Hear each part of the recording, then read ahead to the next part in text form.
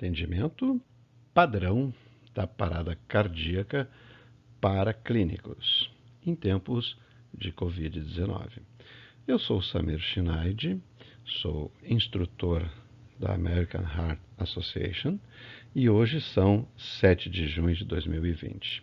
Esta apresentação tem uma duração prevista aproximadamente de 50 minutos. Então, nós temos as diretrizes e os protocolos.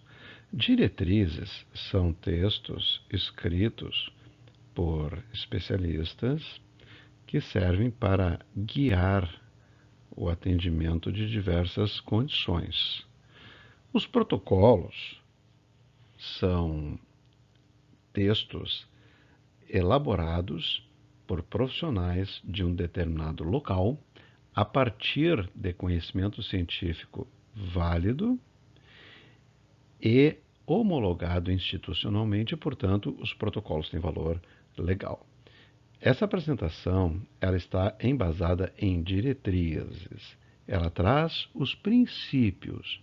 Cada serviço deve ter os seus protocolos. Qual o nosso objetivo?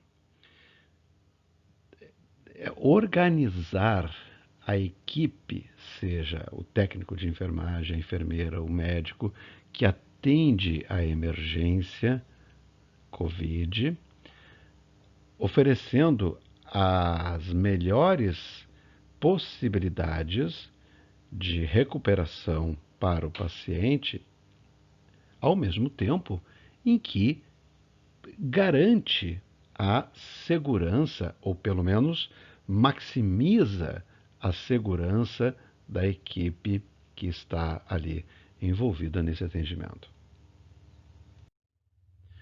Esse slide eu vou ler. Esse é importante. Então vamos ver. Minimize o número de profissionais na cena. Mantenha a porta fechada.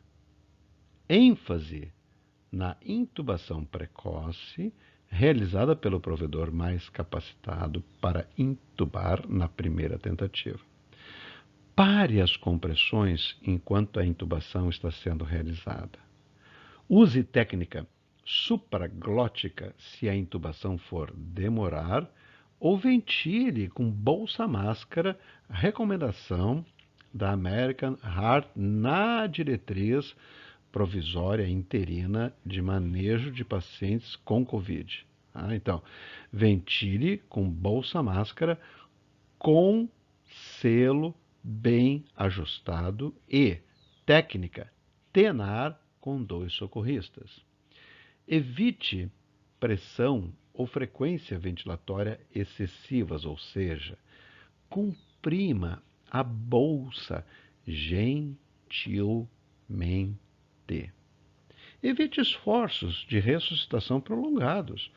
Considere a mortalidade extremamente alta dos pacientes adultos com Covid-19 em parada cardíaca. E a possibilidade de falhas no controle da infecção e riscos associados durante emergências médicas altamente estressantes. Os EPIs completos, de boa qualidade. A sala com pressão negativa, a enfermaria com pressão negativa. Os aparelhos de compressões externas, torácicas externas automáticos. Aqui é o autopulso, mas obviamente nós estamos trazendo as imagens a título de ilustração. Nós não estamos defendendo nenhuma marca em específico de nenhum dos aparelhos, dos dispositivos que nós vamos apresentar. O vídeo laringoscópio. As máscaras laríngeas de segunda geração, o modelo aqui é o iGel, o sistema de aspiração fechado, o filtro EPA, o aparelho de ventilação mecânica, esse modelo, um modelo moderno que faz, inclusive, tem um modo de ventilar durante a parada cardiorrespiratória. Mas a ideia é configurar um aparelho de ventilação mecânica para oferecer uma fração expirada de 100%, para ventilação controlada por pressão, limitando a pressão de forma a ventilar a fim de expandir o tórax adequadamente. Isto para um adulto, em geral, corresponde a 6 mililitros por quilograma de peso ideal. Coloque o trigger em off, para ele não ficar disparando e aumentando o PIP e hiperventilando o paciente. Ajuste uma frequência respiratória para 10 por minuto. Ajuste os níveis de PIP para hipotensão, enfim. Ajuste os alarmes para evitar a fadiga do alarme. E, principalmente, verifique bem todas as conexões. Se o auditório na Kaiserman, da nossa Faculdade de Medicina, da Universidade Federal de Pelotas, totalmente modificado. Chegamos para o plantão, reunião de instrução, o briefing. Somos técnicos, médicos, enfermeiras. O briefing é o briefing da equipe, definindo funções, e o briefing, o cheque de equipamento. Aqui nós estamos checando o desfibrilador. É importante verificar se as medicações para a sequência rápida de intubação estão todas disponíveis e checar em detalhe todo o equipamento para intubação. Bom, estamos trabalhando normalmente. É provável que o técnico, já que eles é que ficam mais tempo em contato com os pacientes, se depare com a situação inicial. Vamos dizer assim, um doente que chegou, né, então está conversando lá, está recebendo um paciente, e a impressão inicial nesse momento é que o paciente está aparentemente inconsciente. Tem que confirmar a não responsividade e partir para a avaliação BLS, pedir ajuda. Mas ele está consciente, ele está falando. Bom, então o técnico vai, em conjunto com a enfermeira, realizar a avaliação primária e chamar o médico para realizar a avaliação secundária. Se o paciente para, nós temos o protocolo da parada cardíaca do adulto COVID-19.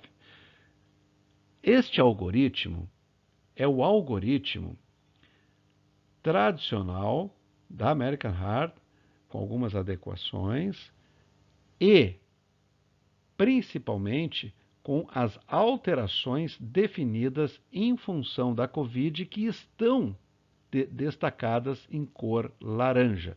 Então, esse primeiro elemento gráfico, o A, o B, o restante é praticamente os passos que a gente tem no atendimento de um ritmo chocável e de um ritmo não chocável.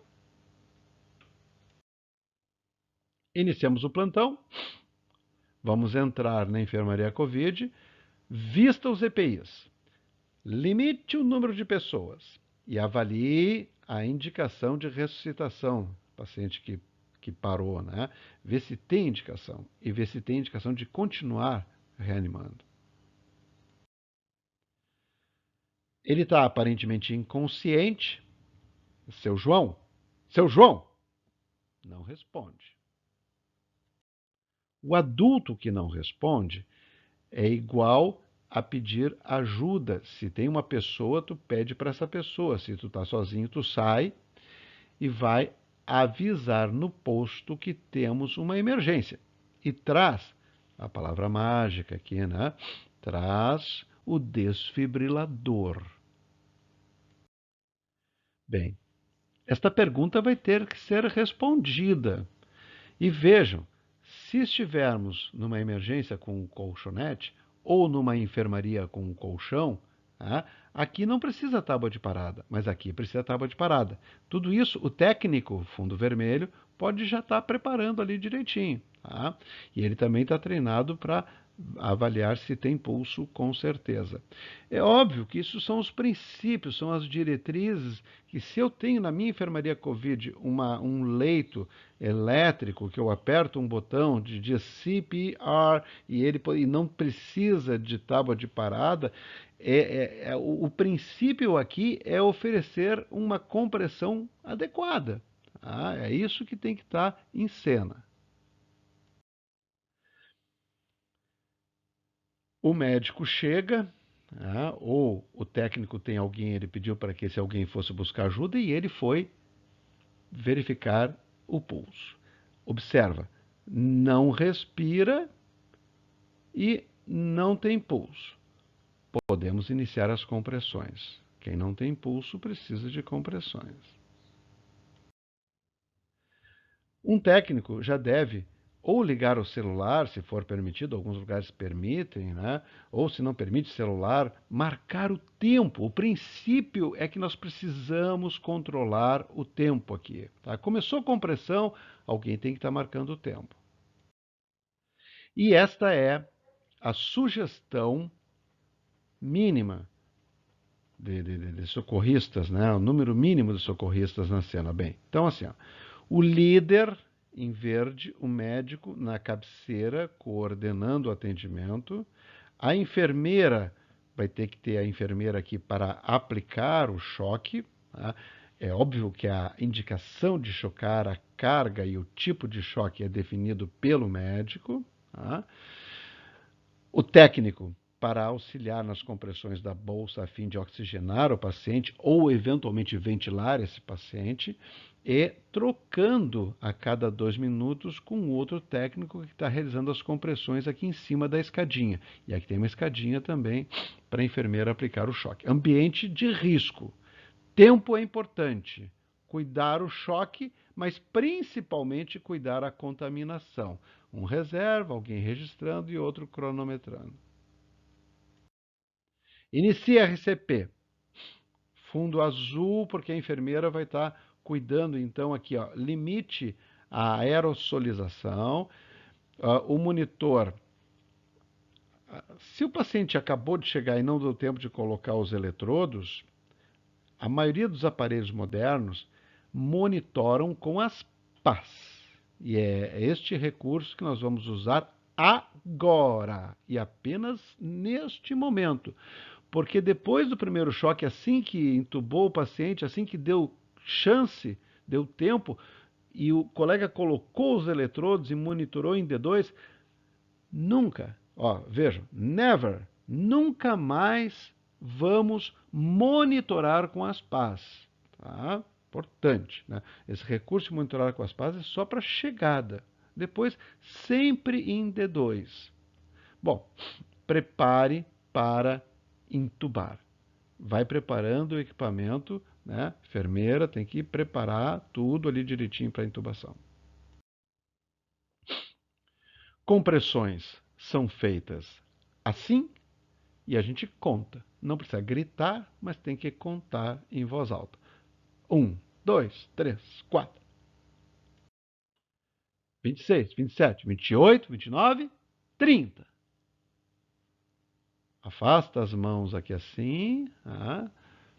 Se estiver tentando ventilar ou mesmo oxigenar o paciente, para não correr o risco de escapar a pressão para o meio ambiente ou até para o estômago e depois voltar.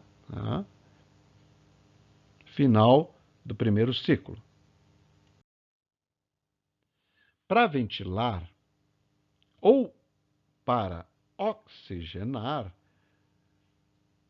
parece-nos o mais correto, ou que maximiza a segurança da equipe, é a técnica, conforme recomendado pela American Heart, dos 2 socorristas região tenar. Para isso, a válvula limitadora de pressão tem que estar na posição fechada. Ó, esse plastiquinho aqui dentro tem que estar atravessadinho.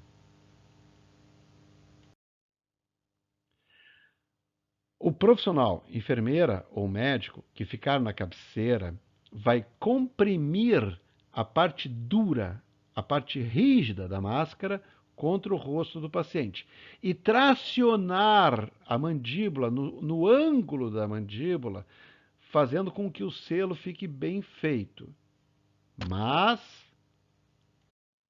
vejam bem, quem está comprimindo a bolsa não pode comprimir a bolsa antes que o médico ou a enfermeira diga oxigena ou ventila. Ah, fulana, ventila. Fulana, oxigena. Por quê? Porque ele tem que abrir a via aérea. Se ele não hiperestender esse conjunto aqui, não abrir a via aérea, o risco é enorme para todo mundo. Principalmente para o paciente. Né? Mas para nós também, agora. Oxigênio a 5 litros por minuto, modificação. Vamos entender bem direitinho essa questão da ventilação e da oxigenação. O paciente está parado. Fizemos 30 compressões. O médico vai decidir. Ou ele vai ventilar ou ele vai oxigenar. Sendo um adulto que estava com uma saturação normal antes de parar, a gente poderia apenas comprimir a bolsa para abrir a válvula boca de peixe, a fim de passar um fluxo de 5, 6 litros de oxigênio para cá. Seria apenas oxigenar. Por quê? Porque não está precisando tanto de oxigênio, porque o adulto, logo que o coração fibrila, logo que ele para, ele ainda tem alguns minutos com uma saturação boa, um adulto normal, um adulto de 70 quilos. Entretanto, a maioria dos pacientes COVID vai estar hipoxêmico. Então, não nos parece adequado atender a parada cardíaca desse paciente sem ventilar. Mas independente, ventilação no caso vai ter que fazer expandir o tórax de forma visível. Mas independente, se vai ventilar ou se vai oxigenar, esta é a melhor técnica para se fazer, tanto a ventilação quanto a oxigenação. Observem bem como a doutora Flávia está fazendo. Compressão com a região antenar, tracionando a mandíbula e hiperestendendo todo o conjunto e elevando a mandíbula. Né? E aí o colega aqui que vai controlar, o técnico, ou ele vai comprimir a bolsa apenas o suficiente para abrir a válvula boca de peixe, ou ele vai comprimir a bolsa o suficiente para expandir o tórax de forma visível, comprimindo sempre a bolsa de forma gentil. 1 segundo comprimindo. Ritmo chocável. Sim. Então nós temos uma fibrilação ventricular ou uma taquicardia ventricular sem pulso. Mas o que é isso? É isso. Uma fibrilação ventricular, o caos elétrico, ou uma taquicardia ventricular que não tinha pulso, TVSP. Em tempos de Covid, aumenta um pouquinho a probabilidade de cruzarmos por uma taquicardia de complexos lares, uma taquicardia ventricular irregular, polimórfica, como essa que a gente está vendo aqui, que voltaremos a comentar mais adiante, porque neste momento o tratamento é idêntico. Qualquer um desses 3 ritmos, FV ou TV sem pulso, deve receber um choque. Tá? Então, nós vamos falar, Eric, prepara o desfibrilador com 200 joules. É exatamente assim que a gente fala. O Eric liga o aparelho e já seleciona 200 joules. Próximo passo do Eric é olhar o painel do aparelho e verificar, confirmar que ele esteja monitorando nas pás, já que não deu tempo de colocar os eletrodos no tórax do paciente. Nós vamos ler com as pás. Ler o ritmo. Para isso, e para aplicar o choque, é importante passar gel condutor de eletricidade. Não passem gel de ultrassom, gel lubrificante, né, álcool gel, nada disso. Depois, o Eric vai apertar um dos botões bem forte, bem firme, para carregar o aparelho. Tá? O outro botão não está sendo apertado. Quando soar um alarme, ficar piscando um monte de LEDs no painel do aparelho e ele escrever carga pronta, imediatamente o Eric vai avisar o médico. Carga pronta, choque pronto, doutor. Então o médico vai falar: afasta todo mundo, deixa eu ver o ritmo, encoste as pás para verificarmos o ritmo. Ele vai encostar as pás, não vai aplicar o choque. O médico vai olhar o painel e identificar no painel, veja, acabou de começar de ler ali, né? E o médico já vai falar: fibrilação, choque autorizado. O Eric vai dizer assim: atenção, todos afastados. Choque. Hã? Força até que o contato apareça ali, contato bom. E aí ele aperta os dois botões e a energia vai ser entregue, o paciente vai se movimentar.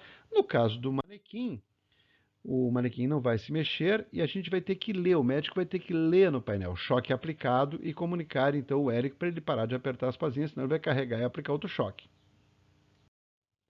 200 joules, o primeiro choque é administrado, priorize a intubação. Reinicie a RCP, volta a fazer compressões, tá? Vai parar essas compressões para intubar, mas por enquanto, se a intubação ficar difícil, considere uma via aérea supraglótica ou um dispositivo bolsa-máscara com filtro e selo bem justo. Conecte ao ventilador com filtro EPA assim que possível. Via aérea avançada. Minimize desconexões do circuito fechado. Opte pelo médico com maior probabilidade de intubar na primeira tentativa. E considere vídeo laringoscopia. Então vamos ver a intubação. A enfermeira, está em azul, prepara tudo antes de colocar o box. Risco máximo agora. Então, coxim para a posição adequada, já que vai ter que intubar sem guia e na primeira tentativa, o doente tem que estar muito bem posicionado. Tá? Ó, responsabilidade agora da enfermeira, tá? Azul. Seringa de 10 ml conectados com ar dentro, êmbolo de uma seringa de 5 ml aqui, ocluindo no conector, tubo de tamanho adequado. Ela está começando, montou o laringoscópio, pode parar as compressões. Posicionamento correto, está tentando aqui visualizar, né, epiglote inicialmente. Conseguiu colocar a lâmina curva na valécula, foi lá, ligamento io-epiglótico. Não está conseguindo visualizar a glote, ela pode fazer a intubação bimanual, né? Com uma mão sustenta o laringoscópio, com a outra segura a cartilagem tireoide e ajuda a exposição. Tá? Risco máximo. Bom, opa, passamos o tubo. Aqui, ó, toda a equipe precisa estar atenta, porque no momento que ela passou o tubo, ela vai dizer assim: tubo no 22. Então, quem está auxiliando insufla o cuff. Para quê? Para fechar a via aérea. Tá? E, logo a seguir, já podemos clampear. Mas o mais importante é vocês insuflarem o cuff. Aqui, no momento que insuflou o cuff, a equipe está um pouquinho menos desprotegida. Viária avançada, intubação endotraqueal ou viária avançada supraglótica, que é a máscara laríngea. Capnografia com formato de onda para confirmar e monitorar o posicionamento do tubo endotraqueal. Então, é fundamental confirmar a posição do tubo endotraqueal, porque, eventualmente, nós podemos ter entubado o esôfago e isto não vai ser um problema apenas para o paciente, como tradicionalmente é. E não é apenas, obviamente. Isto vai ser um problema para todos nós. Imagina o aparelho de ventilação mecânica ventilando o estômago desse paciente, né? E nós achando que está na traqueia. Então, a confirmação da posição do tubo é muito importante. Aqui temos mais um problema relevante, que é o seguinte: a capnografia, durante a parada cardíaca, ela pode ter problemas para detectar CO2, porque como a circulação é muito comprometida pela parada, obviamente, né, não chega a CO2 em quantidade adequada para o capnógrafo registrar. Então, nós podemos achar, concluir capnografia zero e concluir que o tubo está no esôfago e, na verdade, está na traqueia. Então, isso é um erro que pode ocorrer com a capnografia durante a parada cardíaca. Temos um agravante neste caso, que são as compressões, que estão paradas, em função justamente da técnica da COVID. Então, sugestão, confirmação capnográfica, coloca, obviamente, o capnógrafo, e clínica do posicionamento correto desse tubo antes de prosseguir com ventilações de altíssimo risco para a nossa equipe. Uma ventilação a cada 6 segundos e compressões torácicas contínuas. RCP por 2 minutos, acesso IV, trocar o socorrista das compressões, o acesso venoso.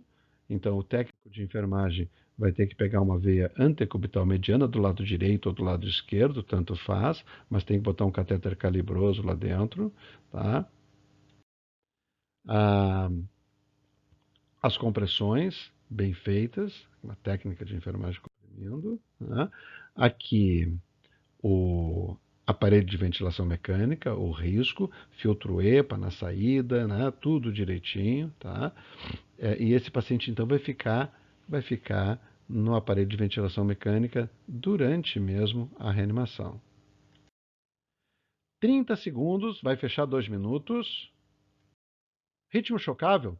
Aqui prepara tudo, né? Prepara adrenalina, prepara o choque, prepara tudo. 30 segundos é tempo de ver tudo direitinho. Já colocou os eletrodos, né? Já passou para D2. Então, ritmo chocável? Sim. Aumenta a energia. Sugestão: aumenta para 250 joules, se o aparelho for compatível. Segue RCP, aplica o choque e segue compressões. Sempre assim, aplicou o choque e segue compressões. E só para quando completar 2 minutos ou se o paciente começar a se movimentar.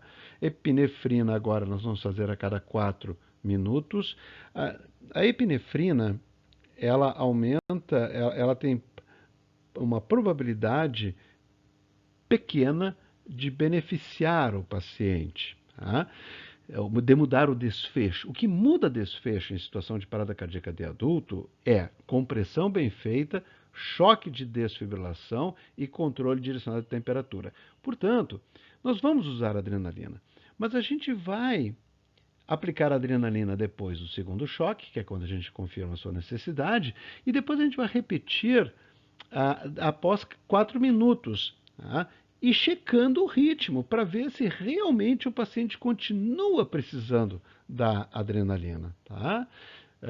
Se a gente fizer a cada 3 minutos, é possível que a gente administre a adrenalina para um paciente que já recuperou o ritmo e, na verdade, não necessariamente ele estaria precisando desse medicamento, que, para um paciente que já recuperou os batimentos e a circulação, a adrenalina pode até ser perigosa. Tá? Bem, a regra é a cada 3 a 5, não é a cada 3, é a cada 3 a 5. Então vamos usar a cada 4 minutos, depois de checar a necessidade desse fármaco importante, mas que tem para efeitos. Como se faz a adrenalina? A adrenalina deve-se fazer 1 miligrama diluído, tá? Ou seja, uma concentração de 0,1 miligrama por mililitro a cada 4 minutos. Por quê? Porque eu vou administrar intravenosa. Tá? Então, a gente faz 10 mililitros em bolos, seguidos de flush de 20 ml de soro fisiológico e levanta o braço por 20 segundos enquanto estão sendo realizadas compressões. Tá? A adrenalina concentrada, a adrenalina 1 miligrama por mililitro, é a adrenalina que a gente usa intramuscular numa anafilaxia. E mesmo assim a gente usa 0,3, 0,5 miligramas. Nós aqui vamos utilizar 1 miligrama, mas diluído porque nós estamos trabalhando intravenoso. Tradicionalmente, o antiarrítmico é administrado depois do terceiro choque. Mas, como está demonstrado que, se é que o antiarrítmico vai, de fato, mudar algum desfecho na parada cardíaca, né, a probabilidade deste benefício aumenta na medida em que ele é administrado mais precocemente. Portanto, o UpToDate deixa a possibilidade, e mais do que isso, deixa a recomendação de se preparar a amiodarona e administrar o antiarrítmico, né, antes do terceiro choque. Ou seja, fez a adrenalina e tu já pode administrar o teu antiarrítmico. Tá? Isso, a ideia é aumentar a chance de benefício desse fármaco no terceiro choque. A amiodarona, então, a dose inicial são 2 ampolas, 300 miligramas, e uma segunda dose, 4 minutos depois, seria de 150 miligramas. A amiodarona é o antiarrítmico de escolha. Entretanto, a amiodarona age aumentando o intervalo QT. E existe uma mínima possibilidade dos pacientes que estejam usando cloroquina, hidroxicloroquina, terem um intervalo QT aumentado e desenvolverem, em função disto, algumas arritmias que veremos a seguir. Portanto, é possível, é razoável, né, que se use de rotina um outro antiarrítmico, que pode ser a lidocaína, e, se confirmada uma situação específica que veremos a seguir, um antiarrítmico que é específico para esta situação específica. Bom, a lidocaína como que se usa? Vejam, a dose é de 1 a 1,5 miligramas por quilo, uma primeira dose, e segue com até outras 2 doses de 0,5 a 0,75 miligramas por quilo, sendo o máximo de 3 miligramas por quilo. Então, vamos simplificar um pouquinho. Na vida real, na prática, um adulto de 70 quilos, ele receberia uma dose plena inicial de praticamente 105 miligramas. Como, em geral, a gente tem xilocaína a 2% sem vasoconstritor, nós poderíamos fazer aqui 5 mililitros, que vai dar 100 miligramas em bolos. E uma segunda dose, a metade, 2,5 mililitros. Opa! O paciente não tem pulso, nós estamos reanimando e o monitor mostra esta taquicardia de complexos largos e irregulares. Uma taquicardia ventricular polimórfica. Ó. Só que esta taquicardia ventricular polimórfica, ela é um tipo específico de taquicardia ventricular polimórfica que é, vejam, nós temos aqui um fuso e aqui um nó e aqui outro fuso. Tá? Neste fuso, as pontas estão para cima. Passa o nó, as pontas viram para baixo e torcem para cima. Quem observou essa torção pela primeira vez foram os franceses. E agora vem a minha dificuldade de pronunciar em francês, mas eu me esforço. Tá? Torsade de Poix. torção das pontas. Qual é a importância disso? A importância disso é que esse tipo de arritmia acontece em pessoas que tenham um QT longo. Tá? E como a amiodarona age aumentando o QT, naturalmente eu deveria, se confirmar que é de fato uma torção das pontas, eu deveria usar um outro tipo de antiarrítmico, que é o sulfato de magnésio, que é específico para esse tipo de arritmia. Portanto, não posso errar nesta questão. Se é uma torção das pontas, eu tenho que ter certeza. Como que eu vou obter essa certeza? Eu vou pedir para o Cleimar, que está comigo, ir até o posto, pegar o prontuário do paciente, verificar se ele tem um eletrocardiograma em ritmo sinusal. Como eu não sou especialista, eu não sou cardiologista, eu não sou intensivista, eu vou olhar AVL, conforme está nesta referência aqui do British Medical Journal, porque a AVL é uma derivação que não costuma mostrar onda U, que poderia me atrapalhar na estimativa do comprimento do intervalo QT, e vou fazer uma avaliação rápida. Eu não vou usar a forma de Bazet, não vou usar aplicativo, não vou usar nada. Eu vou olhar, vejam, este é o intervalo QT de uma pessoa que tem o QT normal. Se este intervalo não ultrapassa a metade da distância RR, é porque o intervalo QT provavelmente está normal. O intervalo QT corrigido, tá? Para clínicos. Agora, observem.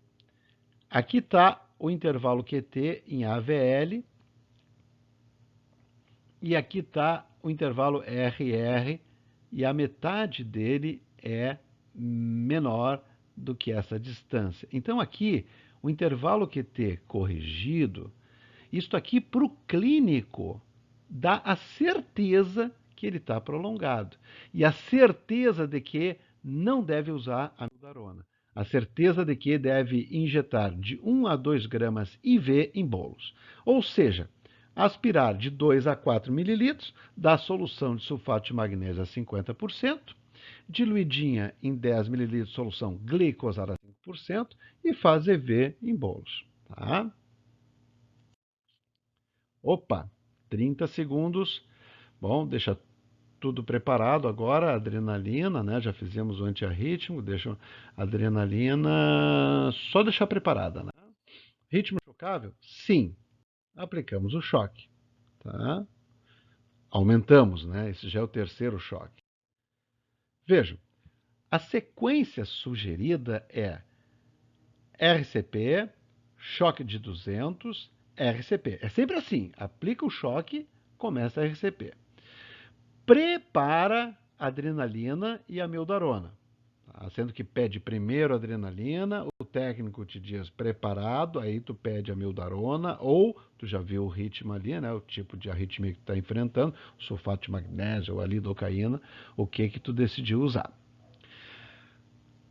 Checa o ritmo e dá outro choque, uma carga um pouco maior.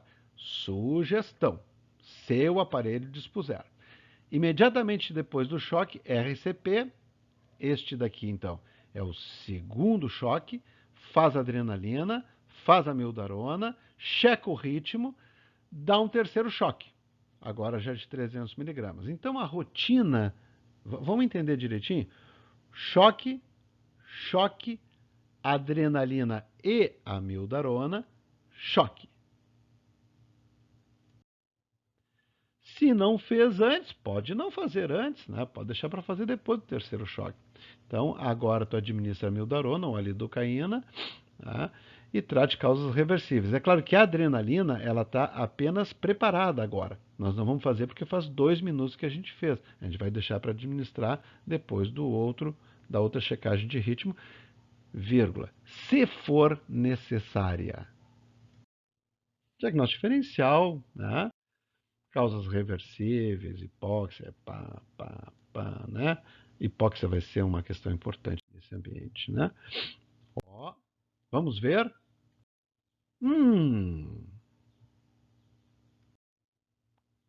O ritmo não é chocável. Se não houver sinais de retorno da circulação espontânea, a gente vai lá para cima no nosso algoritmo para o lado direito, que é o braço dos ritmos não chocáveis. Agora, é claro, se apareceu uma atividade elétrica organizada no monitor, um ritmo sinusal, tu palpou o pulso, tem sinais de retorno da circulação espontânea, a gente vai para os cuidados pós-parada que veremos a seguir. Então tá. Então, considerando o pior cenário, priorize a intubação, reinicie a RCP. Não tem sinais de RCE.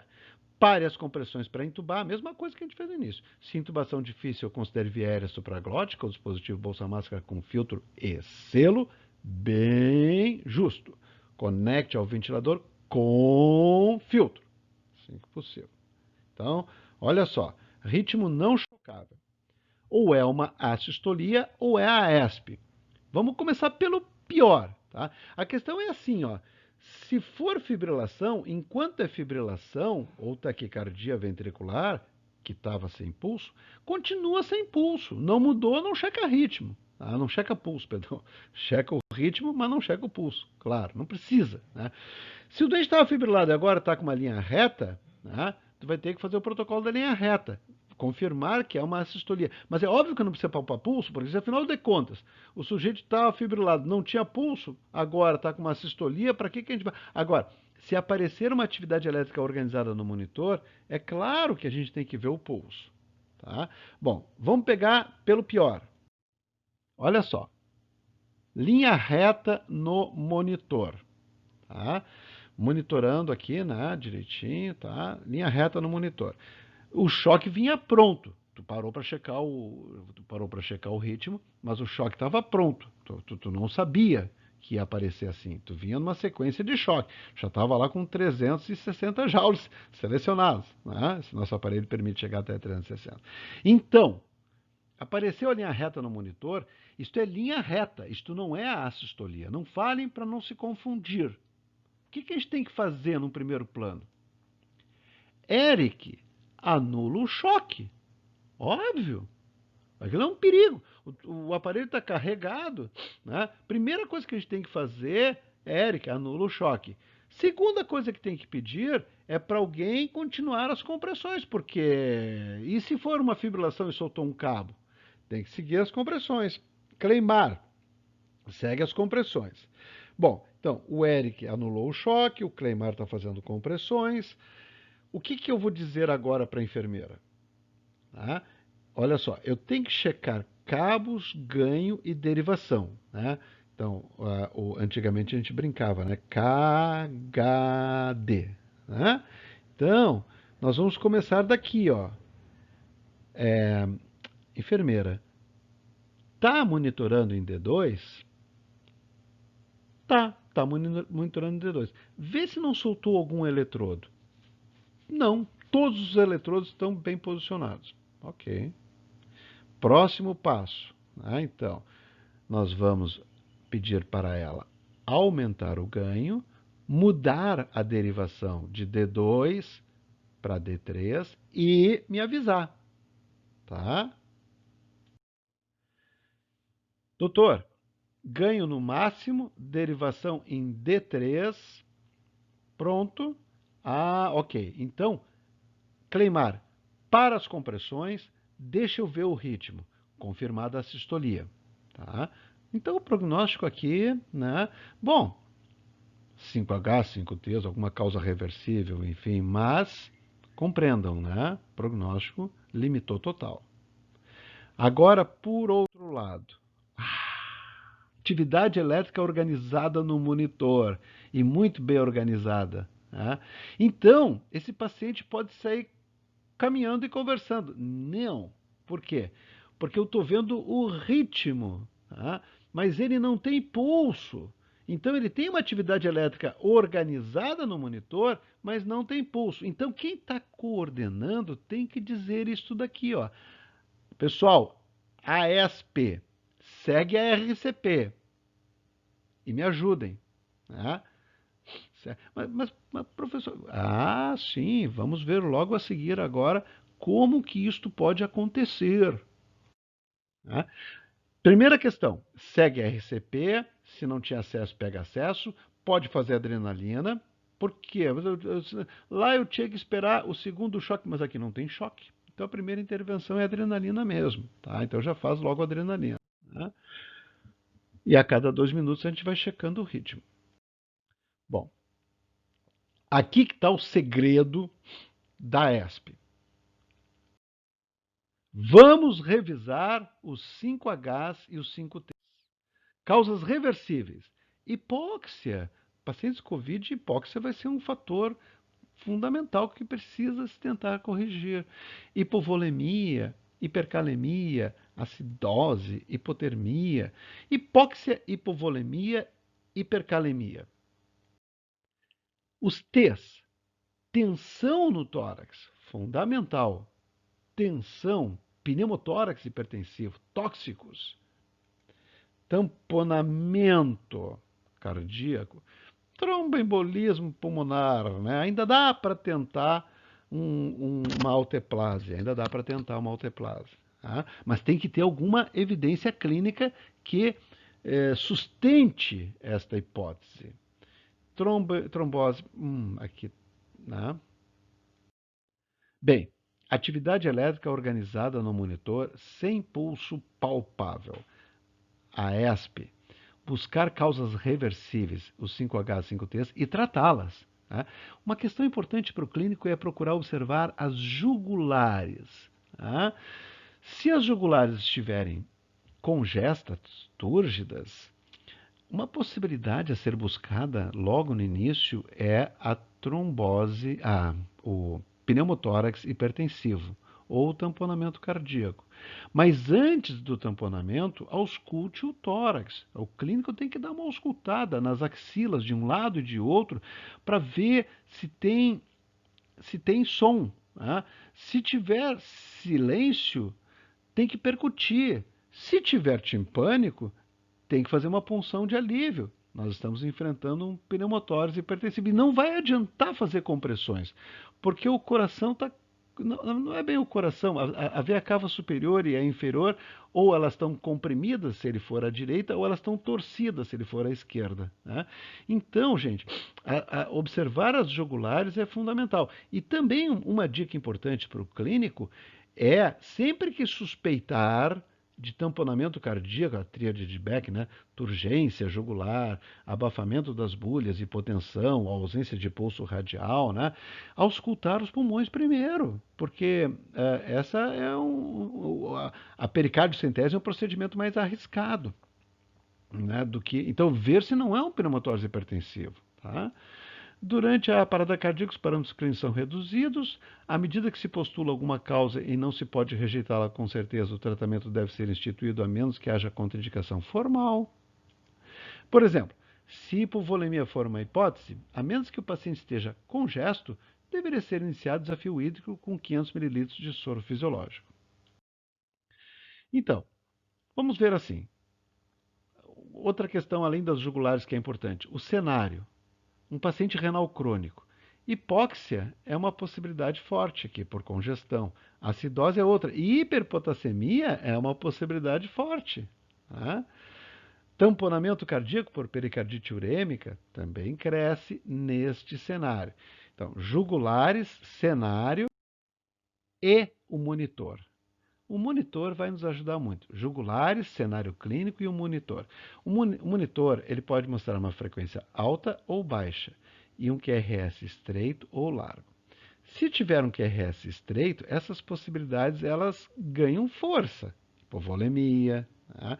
Se tiver um QRS largo, hiperpotassemia começa a aumentar. Se for uma frequência baixa, hipóxia, paciente que muito hipoxêmico, ele pode ficar bradicárdico e ter um QRS estreito. Hiperpotassemia também, frequência baixa e QRS largo. Então, esse é um jogo que a gente vai fazer das jugulares, do cenário clínico e do monitor. E da prevalência das situações. Hipóxia, hipovolemia são muito prevalentes. Tá? Então, se a gente cruza com uma taquicardia de complexos estreitos e um ritmo organizado, assim, hipovolemia, hipóxia, são possibilidades que devem ser consideradas. Já, se nós temos, vejam, 1 milivolt aqui em D2, então o ganho normal, mas um QRS bem pequenininho, taquicárdico, sinusal, será que não é um tamponamento cardíaco? E este daqui, curva senoidal, curva senoidal, tá? Curva senoidal, um pouco taquicárdico, um QRS alargado, num paciente renal crônico. Olha, até que se prove o contrário, isto é hiperpotassemia grave. Tá? Senoidal vem da trigonometria, é a curva que o seno faz no arco trigonométrico. Tá? Então, gente, não faz sentido, assim como não faz sentido pedir uma tomografia computadorizada para confirmar um pneumatose hipertensivo, não faz sentido aguardar a dosagem do potássio neste cenário com este traçado. Né? Tem que usar o gluconato de cálcio, tem que proteger o coração dos efeitos deletérios, da probabilidade grande de uma hiperpotassemia. Aqui, uma bradicardia por hipóxia, por exemplo, tá? E também uma hiperpotassemia grave, bradicárdica, já quase, paciente quase num ritmo agônico. Algumas perguntas importantes em AESP. A minha equipe continua segura? Fundamental. Tá? As conexões do tubo estão ok? Fundamental. O balonete está íntegro? Fundamental. O POD é assim: o paciente está entubado, começa a dessaturar, para. A gente tem que ver assim, ó, pneumotórax, obstrução do tubo, o paciente está mordendo, o tubo está dobrado, deslocou o tubo foi parar no esôfago por algum motivo, e alguma falha do equipamento, né? Faltou oxigênio na rede, faltou luz, faltou bateria, alguma falha do equipamento. Turgência jugular, já falamos, reforçamos. Expor a vítima, algum sinal de ferimento. Fístula de hemodiálise, aumento de volume no membro inferior por um tromboembolismo, é claro. Tem prontuário, tem familiar, vamos consultar, vamos ampliar nosso leque de diagnósticos. Qual a glicemia capilar e qual a temperatura timpânica? Vamos checar? Opa, atividade elétrica organizada no monitor. Tem pulso? Se retorno da circulação espontânea, vá para os cuidados pós-parada cardíaca. Vamos ver? Quem tem pulso, tem pressão. Retorno da circulação espontânea. Então, esse é o algoritmo que a gente vai usar aqui, né? Vias aéreas, pressão arterial, eletrocardiograma e obedecendo comandos ou não. E aí, esse paciente vai para a unidade de tratamento intensivo. Pessoal, esse é o momento, assim como nós tivemos a reunião de instrução, o briefing, nós temos a reunião de consolidação, tá? O debriefing, que é quando a gente vai sentar toda a equipe, o paciente já foi para a UTI, nós vamos começar analisando os fatos, a enfermeira vai nos relatar, vai narrar cronologicamente os fatos, a gente apenas pega os fatos, depois todos vão analisar, né? Começando pelos pontos positivos, pelas questões que foram bem feitas, porque isso é fundamental. Analisar apenas os pontos negativos é um erro, porque faz com que a equipe perca a visão de que o que foi bem feito precisa continuar sendo bem feito. E nós vamos tentar buscar as falhas, pensando sempre assim, ó, falhas sempre acontecem. Nós precisamos fugir da culpa e analisar o processo. Porque o raciocínio, nesse cenário, ele é probabilístico. Uma pequena falha pode gerar uma imensa culpa. A imensa culpa pode impedir a análise adequada daquele evento, que tem uma probabilidade pequena. Já se nós pensamos do ponto de vista de probabilidade e colocamos o evento no seu devido lugar, nós podemos analisar esse fato e, trabalhando em equipe, resgatar esta como uma mensagem final e corrigir para que esse evento não se repita nos próximos atendimentos e aí sim aumentando a probabilidade de um resultado negativo, de um resultado ruim que a gente não vai ter. Tá? Nós vamos trabalhar de forma que nenhum dos colegas se contamine com esse vírus durante o seu trabalho, porque nós vamos fazer o debriefing exatamente para melhorar a cada atendimento até o ponto que nós vamos ficar perfeitos. Ah, não pode. Um chimarrão, não pode tomar chimarrão. Aqui imagina, tomando mate. Tá bem, não vamos mais tomar chimarrão então. Tá, corrigimos, né? Sem culpa e melhorando, porque assim a probabilidade de nós nos protegermos adequadamente no próximo atendimento aumenta. E tudo é probabilidade. Em medicina, as certezas são raras.